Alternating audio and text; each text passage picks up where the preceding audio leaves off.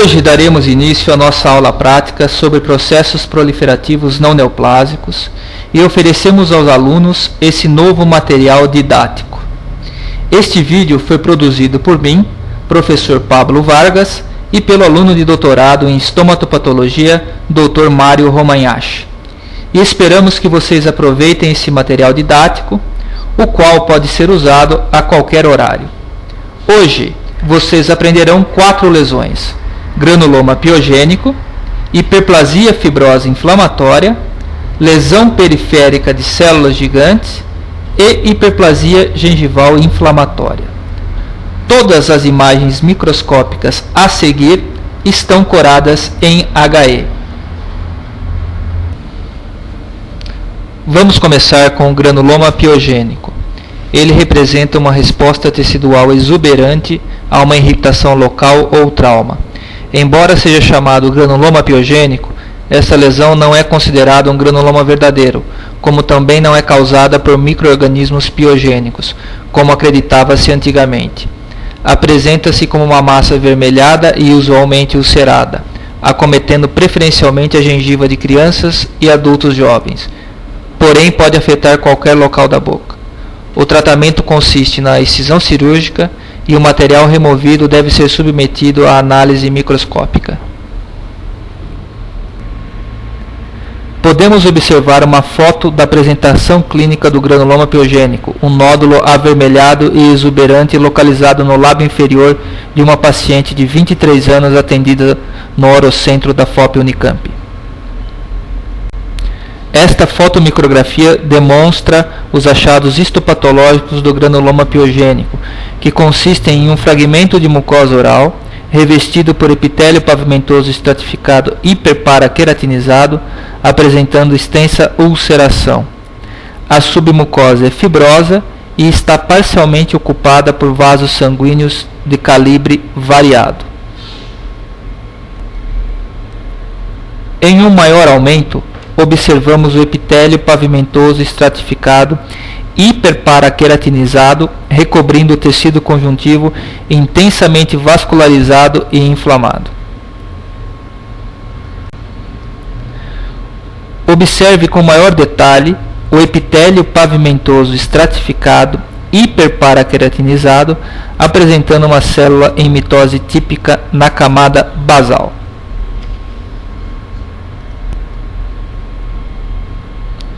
Note a ausência de integridade do revestimento epitelial e a presença de intenso infiltrado inflamatório linfoplasmocitário, predominantemente concentrado subjacente à área ulcerada. Vasos sanguíneos de diferentes calibres são observados profundamente no tecido conjuntivo. Esta fotomicrografia destaca a presença de uma crosta fibrino-purulenta recobrindo o tecido conjuntivo intensamente inflamado e vascularizado. Observamos esta mesma área em um maior aumento, destacando o material hialino amorfo que reveste a submucosa rica em vasos sanguíneos. Esta crosta fibrino-purulenta é responsável pela aparência clínica de granuloma piogênico ulcerado, que apresenta coloração amarela esbranquiçada em sua superfície. Note a presença de um infiltrado inflamatório predominantemente neutrofílico, situado principalmente entre os vasos sanguíneos e a crosta fibrino-purulenta. No maior aumento, observamos o tecido conjuntivo próximo à área ulcerada, onde destacam-se neutrófilos bi e trilobulados, predominantemente intravasculares. O tecido conjuntivo profundo é rico em vasos sanguíneos de diferentes calibres, entremeados por tecido rico em fibroblastos e células endoteliais em proliferação. Observamos células endoteliais revestindo vasos sanguíneos que estão obliterados por hemácias, o que dá a coloração avermelhada à lesão quando vista clinicamente. Além do grande número de vasos sanguíneos, podemos também observar um grande número de células endoteliais em proliferação. Observem as setas. A hiperplasia fibrosa inflamatória representa uma hiperplasia do tecido fibroso que ocorre devido ao uso de prótese dentária mal adaptada. A apresentação clínica consiste em única ou múltiplas pregas de tecido hiperplásico localizadas no vestíbulo alveolar. Ocorrem entre a 5ª e 6ª décadas de vida e o tratamento é a ressecção cirúrgica com posterior reparo ou substituição da prótese para prevenir a recorrência da lesão. Podemos observar clinicamente um nódulo em fórnice superior posterior de coloração levemente avermelhada e, neste caso, apresentando uma prega central. Os aspectos histopatológicos consistem em um fragmento de mucosa revestido por epitélio pavimentoso estratificado paraqueratinizado. O tecido conjuntivo da submucosa é fibroso, denso, com feixes de colágeno entrelaçados sem orientação definida, apresentando escasso infiltrado linfomonocitário e tecido adiposo. O epitélio pavimentoso estratificado paraqueratinizado apresenta áreas de acantose, o que significa o aumento da camada espinhosa do epitélio, e de hiperplasia pseudoepiteliomatosa, que é o aumento das projeções epiteliais em direção ao tecido conjuntivo subjacente. Esta fotomicrografia mostra um predomínio do infiltrado inflamatório linfoplasmocitário no tecido conjuntivo imediatamente subjacente ao epitélio. O tecido conjuntivo da submucosa apresenta feixes de colágenos entrelaçados, sem orientação definida e escasso infiltrado linfomonocitário. Novamente, a relação entre o epitélio pavimentoso estratificado paraqueratinizado e o tecido conjuntivo altamente fibroso. E mais profundamente, o tecido conjuntivo denso, marcado pela grande quantidade de fibras colágenas e escasso infiltrado inflamatório linfomonocitário, predominantemente perivascular.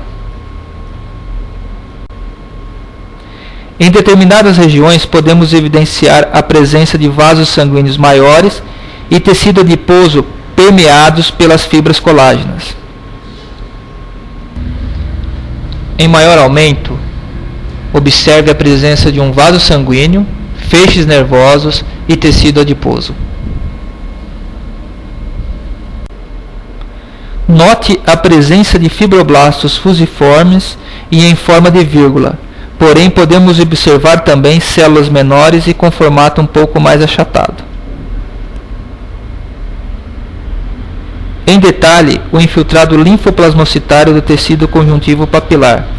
Note a presença dos plasmócitos, que possuem núcleo deslocado para um dos polos do citoplasma, e os linfócitos, com escasso citoplasma e quase todo constituído por um núcleo redondo e altamente basófilo.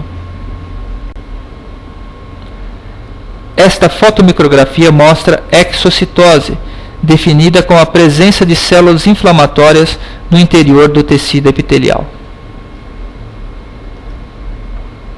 Já esta imagem demonstra uma área de espongiose ou edema intercelular. Observe as setas. Lesão periférica de células gigantes. A lesão periférica de células gigantes representa uma lesão reativa causada por irritação local ou trauma. Ocorre exclusivamente na gengiva ou no rebordo alveolar edêntulo, como um nódulo vermelho ou roxo avermelhado, especialmente em mulheres. O tratamento consiste na excisão cirúrgica e os dentes adjacentes devem ser raspados para remover qualquer foco de irritação e minimizar o risco de recidiva. Vale ressaltar que não é possível diferenciar microscopicamente a lesão periférica de células gigantes e a lesão central de células gigantes. Esta diferenciação é realizada por meio de análise clínica e radiográfica para determinar se a lesão é periférica ou intraóssea. Nesta foto clínica, observamos a lesão periférica de células gigantes, como um nódulo roxo avermelhado, em gengiva serida, entre os dentes 23 e 24.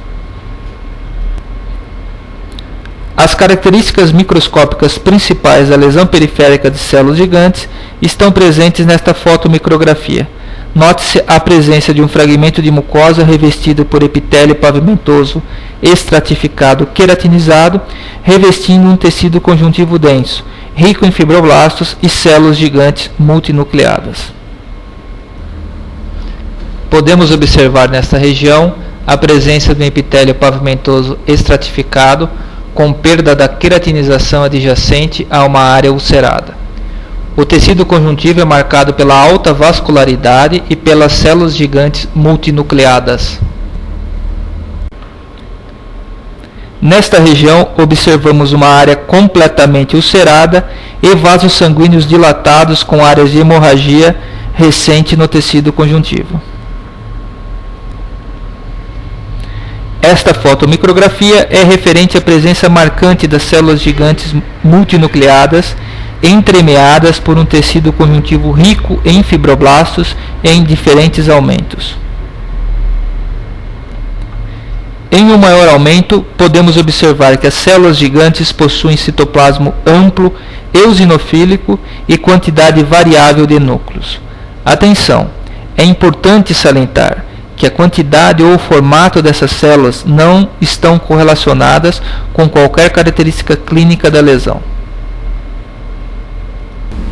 Repare na amplitude do citoplasma e nos diferentes formatos dos núcleos.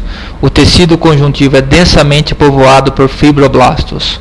Atenção! Nenhuma característica microscópica descrita para essas células traduz alguma suspeita de atipia celular. Trata-se de uma lesão benigna. Uma característica importante é a presença de vasos sanguíneos dilatados e áreas de hemorragia com posterior derrame pigmentar. Nessas imagens observamos hemácias extravasadas por todo o estroma da lesão.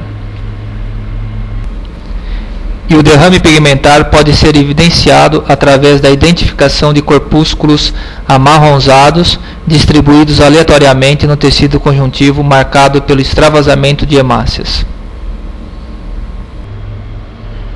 A hiperplasia gengival inflamatória consiste em uma hiperplasia do tecido conjuntivo fibroso gengival que ocorre devido à presença de trauma e ou placa subgengival. Apresenta-se como um nódulo de tamanho variável, usualmente em gengiva inserida, e o tratamento consiste na ressecção cirúrgica e remoção do fator irritante através de tratamento periodontal. Atenção! As características microscópicas da hiperplasia gengival inflamatória, que serão descritas a seguir, são muito semelhantes às da hiperplasia fibrosa inflamatória, e damos preferência ao uso do termo hiperplasia gengival inflamatória para as lesões que acometem exclusivamente o tecido gengival. Podemos observar a presença de um nódulo de coloração levemente avermelhada, localizada na região de gengiva inserida inferior anterior.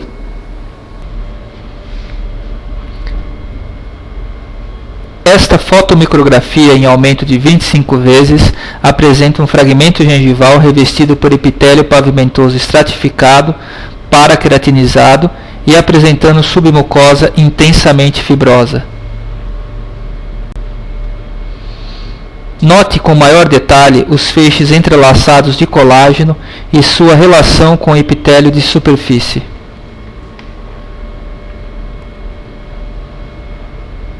Observe nas setas a característica peculiar do epitélio gengival, que consiste em numerosas projeções epiteliais delgadas em direção ao tecido conjuntivo subjacente, o que confere a resistência necessária à gengiva inserida.